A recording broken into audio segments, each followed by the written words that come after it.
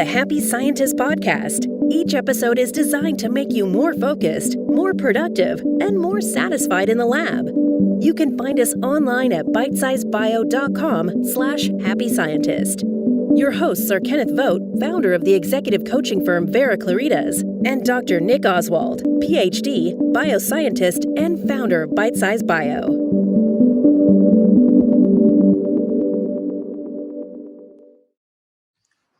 Hello and welcome to the Happy Scientist podcast from Bitesize Bio. If you want to become a happier, healthier and more productive scientist, you're in the right place. I'm Nick Oswald, the founder of bitesizebio.com, and with me, the driving force of this podcast is Kenneth Vogt.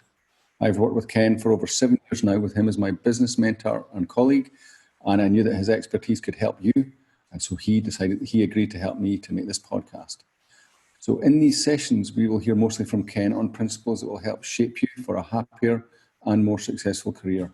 And along the way, I'll pitch in with points from my personal experience as a scientist and from working with Ken.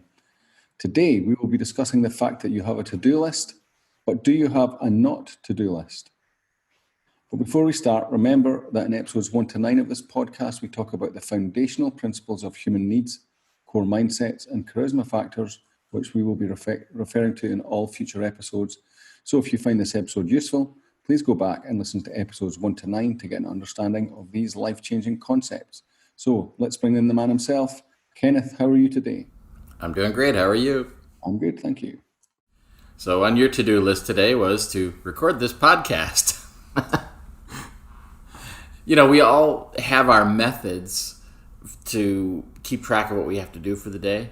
And I'm not really here to talk to you about what kind of to-do list you have. Probably you have something that you're using. And if it's working for you, awesome. Keep doing it. If it's not working for you, well, maybe you need to look around a little more. But some folks do just fine with just a pad of paper. And they just write down what they got to do for the day, and they do that. Some folks try and hold this in their head, and I will caution you that almost never works. So if you think you're remembering everything just fine, I promise you, if you will try any system, you're gonna see improvements. And it could be something, as I say, as simple as a notepad. It could be a free application that's on your phone, and they all have them. It could be a paid application on your phone, and there are plenty of them that are very inexpensive. Or it could be a full-blown project management system that just organizes your whole existence. You know, it could be Asana or Basecamp or anything like that. I mean, there are all these options out there, and I'm not here today to tell you which one to choose or how to choose them even. What I want to talk about is something else. How many times do you get to the end of the day and everything on your list is checked off? Now, that's a rhetorical question to the rest of you, but I'm going to put that question to Nick. What do you... And that is a common experience. That is what often happens to folks. And what happens is you start to use your to-do list as a kind of a catch-all. You don't really intend to do all this today. It's just the stuff you want to remember, that you want to keep in mind for the day, is what many people are using their to-do list for. And that's okay. You know, I will argue it's not optimal, but it's okay. If you can actually complete your to-do list every day and to set yourself up for success from the beginning so that you only put on your to-do list what is doable today, and having that satisfaction of crossing off everything on the list every day is really fantastic. And if you get used to it, if you have a day where you don't make it, you redouble your efforts and you reassess, wow, how did I convince myself that I could do these 10 things today when I could only do 6? It's interesting. It goes back to the previous episode about, managing your dopamine. Mm-hmm. You get a dopamine hit when you turn on when you tick off a to-do, and you get a dopamine minus, or whatever the other the other one is, that about when you leave things on your to-do list that you intended to get done, and then you don't you don't do it. Yeah, exactly. And here's what happens to us. It's because it isn't because you didn't work your list. You probably didn't start at item number 1, do it until it was finished, then turn your full attention to item number 2, do it until it's finished, etc. That's not usually how one's day goes. You don't look at your to-do list as the things that are the restrictions on what you can do today. You see your to-do list as things to do, but you don't see it as the only things to do today. And so you free yourself up to do other things also. And when I say free yourself up, I mean free. You feel free to do other things beyond your list. And of course that has to be. There are interruptions. You've got to take a call. The boss wants something. You don't necessarily control every minute of your day. You got a 3-year-old tugging on your skirt. It happens. And you have to deal with that. You can't just pretend it away. But the thing is, there are other things that are really getting in your way. And they are things that are kind of invisible to-dos. They're getting on your list without you really choosing them or even being aware that it's happening. What'll happen is you're going along and you're doing whatever you're doing, and then you realize you could do something else. And so you start excusing yourself. You start telling yourself, well, I can do this. I can stop doing what I'm doing now, and I can read this interesting article that just showed up in my email. I can do that. I can. Or it might be, well, I've still got time to finish my to-do list. I can break away for a minute. And, you need to take breaks. I need some refreshment in my life. And so you go off and you do something like that. Or another one is like, well, there's nothing I can do. My next to-do is a scheduled event. It doesn't happen until 2 p.m. and it's currently 10 a.m. I can't do anything on my list. So I have to do something with my time. So these are the things that get on there, but they don't get on there by choice. They don't get on there by contemplation. You didn't sit down and think, well, all right, if any of that's true, what is the best use of this time? Instead of just what's the most convenient or right in front of me use of my time. And those things keep getting on there. Now here is the rub. Why are you doing that? Why would you do that? Why would you bother to make a to-do list and then let other things just kind of show up haphazardly? And the answer is you're trying to maintain your freedom. Well, guess what? Your freedom is getting in your way. and that's hard to hear, because freedom is a wonderful thing. Freedom is a thing that we strive for. And in fact, most of us in our careers, why did we work so hard to get to this place, to do what we're doing? Because we felt it would give us freedom. That these opportunities that we've worked so hard for will now give us the freedom to do the things we want to do. And I don't just mean necessarily freedom to do things you want to do outside of work. I mean, maybe you want to go fishing, maybe you want to go boating, maybe you want to go shopping. I don't know, but to give you freedom to do what you want to do for a living, to be able to be involved in things that are satisfying to you, and whether that's intellectually satisfying or physically satisfying or emotionally satisfying, whatever it was, that's the thing that we're all striving for. We all want that. And now I'm telling you that freedom is getting in your way. What kind of heresy is this? Well, if you ever thought there, Nick, please. I've never heard you say that before, but that is definitely, you've absolutely nailed why I stray from the to-do list, because I quite jealously guard what I regard as my freedom. But I totally agree that it does then, doing that and not straying from that list and not just getting it done means that it just lingers. Those things that need to get done just linger, and then that is a damper on everything else. Yeah, exactly. And one of the things that happens then too is that this stuff that then sneaks onto your to-do list, it's just water finding its own level. It's the path of least resistance. So it's what's right in front of you. It's something that, again, we've talked about this before, will give you that short-term pleasure, that short-term satisfaction if I do this, as opposed to something that has a long-term benefit for you. That's the stuff that will sneak onto your list. But what you got to do with your freedom is use it to your advantage. See, now, think of it this way. You are free to set your own limits. You can say whether or not something is acceptable at this time. And this is reminiscent of episode 15, where we talked about the difference between deciding and choosing. Because there's a lot of decisions going on with these invisible to-dos that are popping in there. Those are just decisions. They're simple decisions, as opposed to choices. The choices were the ones that you explicitly put on your list. They were different. They're ones that you put in place on purpose, as opposed to things that were driven by reasons, and I say that in air quotes. There's a reason why you're doing this thing that's not on the list right now, and that reason may not be terribly good, or it may not be terribly complete, and it may not be supportive of what you actually want to get done and what you actually want to accomplish.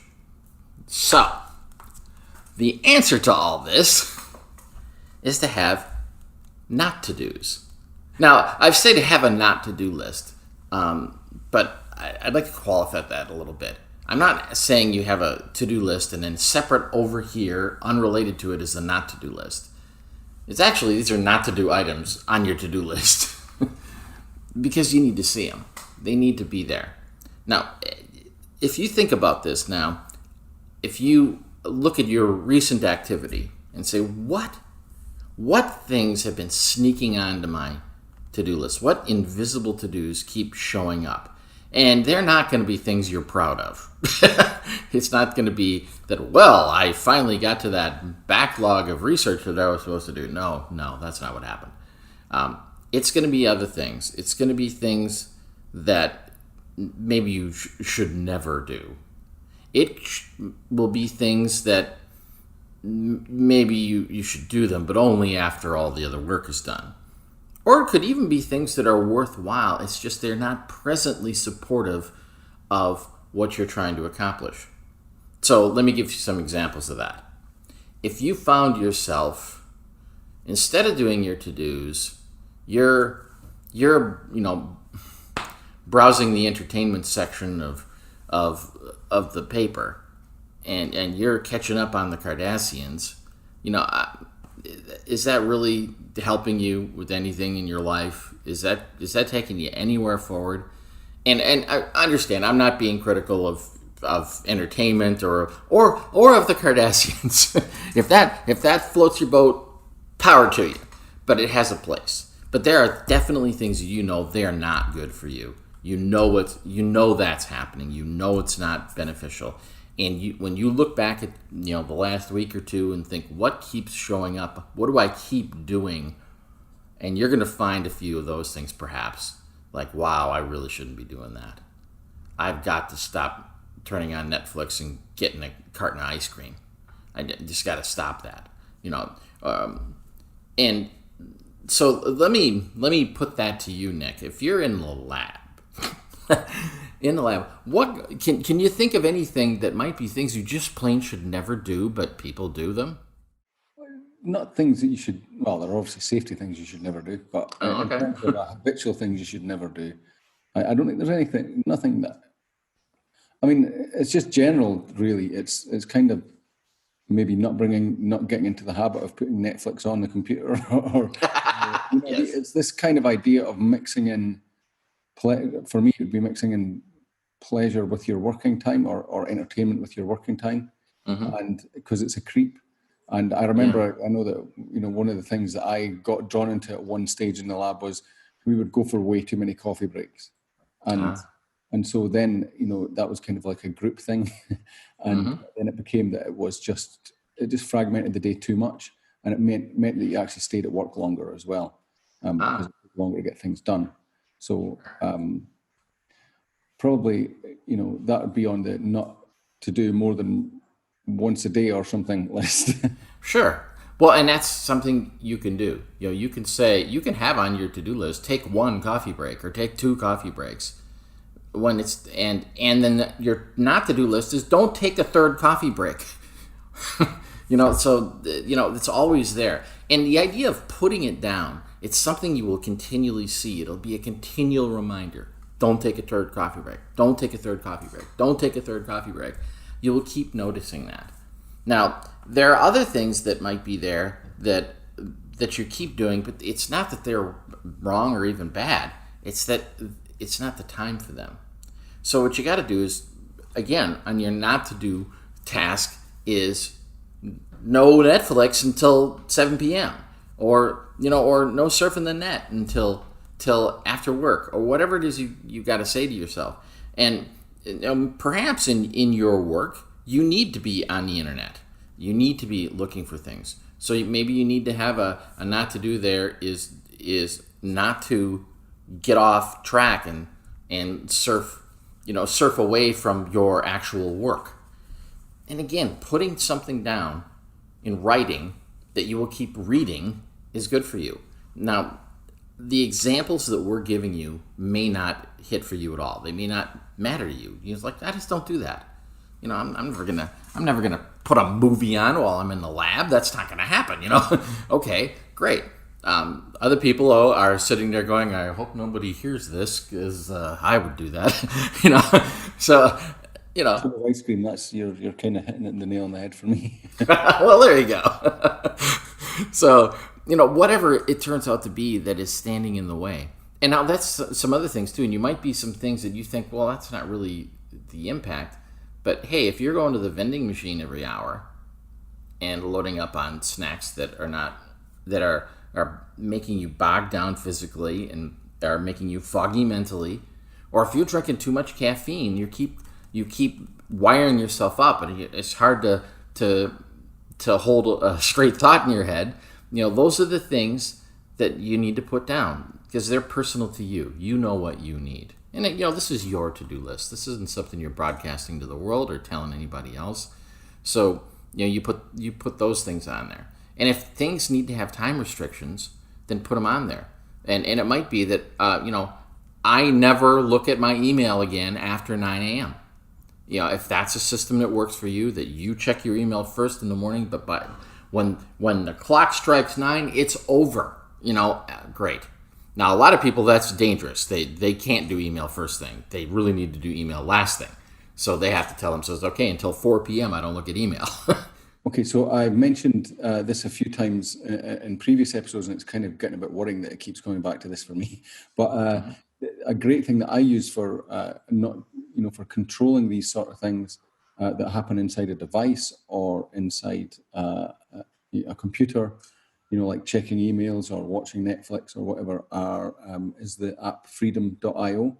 And, again, basically it's a thing you can use to block out on a time basis or a permanent basis any websites or apps or whatever that are sucking up your time.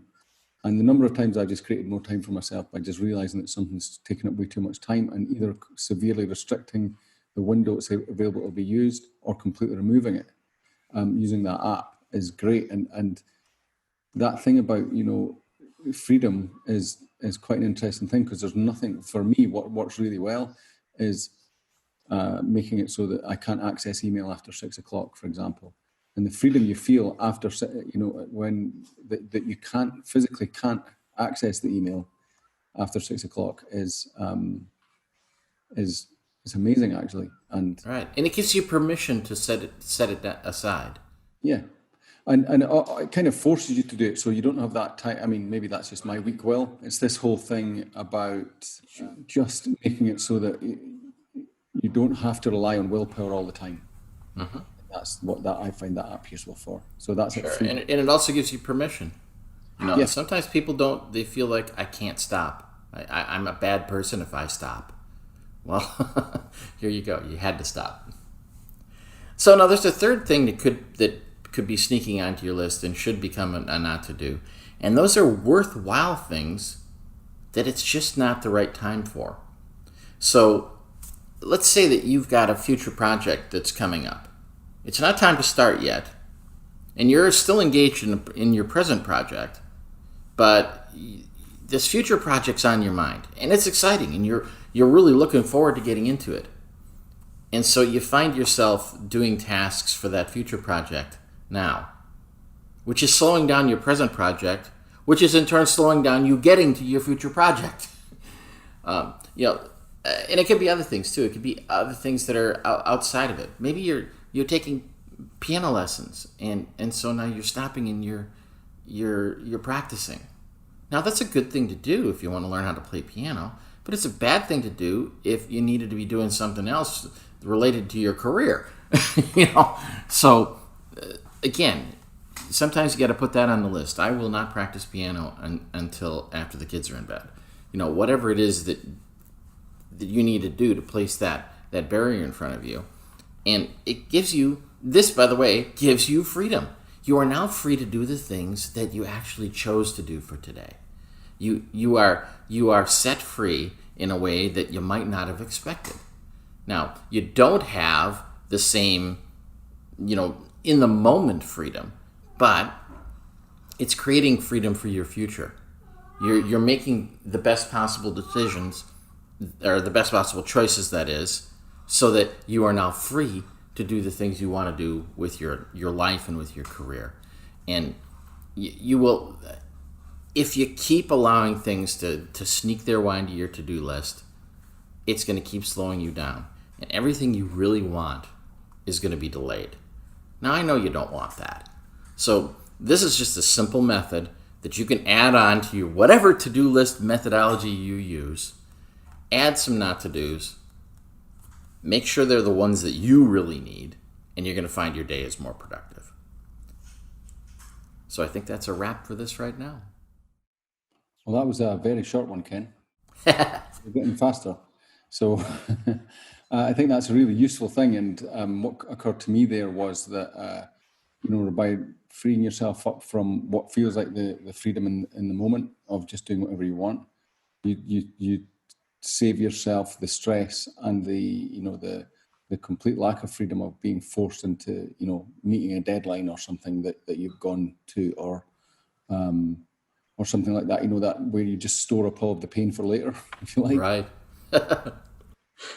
Exactly. I'm quite good at that one. So I'm getting better at that, though. It's not quite as bad as it used to be. Good for you. Okay, so I think we'll wrap that up for today.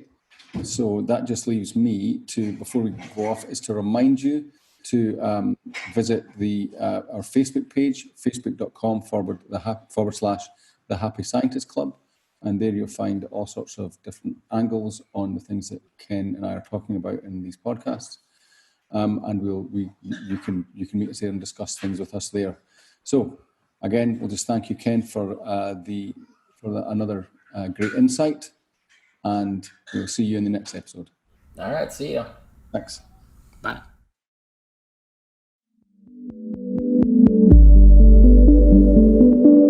The Happy Scientist is brought to you by Bitesize Bio, your mentor in the lab.